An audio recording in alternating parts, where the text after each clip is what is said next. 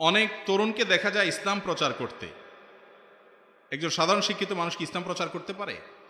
দেখেন, ইসলাম প্রচারের দায়িত্ব আল্লাহ তাআলা শুধুমাত্র আলেমদেরকে দিয়েছেন, ব্যাপারটা এরকম না। আল মুমিনুন ওয়াল মুমিনাত বাযুহুম আউলিয়া ও বাদ ইয়ামুরুনা বিল মা'রুফ ওয়া ইয়ানহাউনা আনিল মুনকার। মুমিন নারী পুরুষ সবাই একে অন্যের পরিপূরক, সবাই সৎ কাজের আদেশ দিবে, অসৎ কাজের বাধা প্রদান করবে।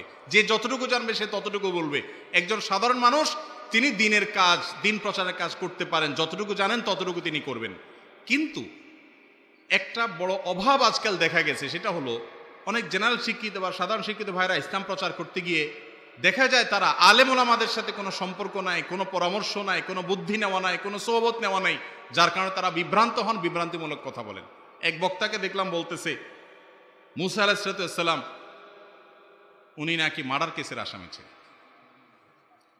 মানে মূল ঘটনাটাকে কিভাবে বললেন, একবার স্পষ্ট, ডাইরেক্ট, বিরাট বড় দায়ী। আবার বলতেছে ওয়াজাদাকা দাল্লান ফাহাদা, রাসূলকে আল্লাহ তাআলা বলেছেন আপনাকে আমি দল পেয়েছি, এরপরে হেদায়েত দিয়েছি।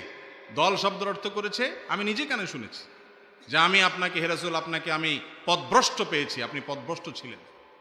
রাসূল সাল্লাল্লাহু আলাইহি ওয়াসাল্লাম কি পথভ্রষ্ট ছিলেন? নাউজুবিল্লাহ। দলাল শব্দের অর্থ যে শুধু পথভ্রষ্ট নয়, আরো অনেক হয়। নবীদের শানে যে কি শব্দ ব্যবহার করতে হয় এগুলোর সময় আমরা বুঝি না। এগুলোর বড় কারণ হলো সোহবত এবং সাহচর্য ছাড়া দিন শিখি বলে। আমরা আজকাল মাইক সামনে পাইলে সবাই বক্তা, সবাই আলেম। দাওয়াতের এই কাজ আমি নিজে করতেছি আজ 22 বছর। এখনো পর্যন্ত মুরব্বীদের কাছে, বড় বড় আলেমদের কাছ থেকে, সিনিয়রদের কাছ থেকে পরামর্শ নেই, শোনার চেষ্টা করি। সব বিষয়ে কথা বলি না যে বিষয় আমার বলার জিনিস না। আর সেখানে আমাদের অনেক তরুণ ভাইরা দেখা যায় মুসলিম উম্মার করণীয় কি, আলেম সমাজের কারেকশন শুরু করে দেয়। ভাইরা আমার, মাত্রা জ্ঞান থাকা উচিত। অনুসারী সংখ্যা দেখে মাথা নষ্ট হয়ে যাওয়া উচিত না। আল্লাহ তাআলা আমাকেও হেদায়েত দান করুন, আমাদের সব ভাইকে হেদায়েত দান করুন। বিশেষ করে আমরা যারা তরুণ দাওয়াতের কাজ করছি, এমন আলেম হলেও, মাদ্রাসা পড়ুয়া হলেও তাদেরও উচিত সিনিয়র ওলামাদের সাথে সম্পর্ক রেখে, তাদের সাথে পরামর্শ করে, তাদের সাথে কানেকশন রেখে তারপর যোগাযোগ করে আগানো।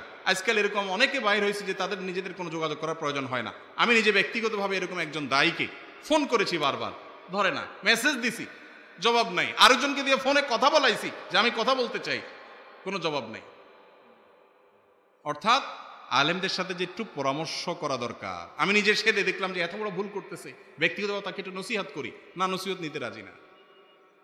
তো আল্লাহ তাআলা আমাদেরকে হেদায়েত দান করুন।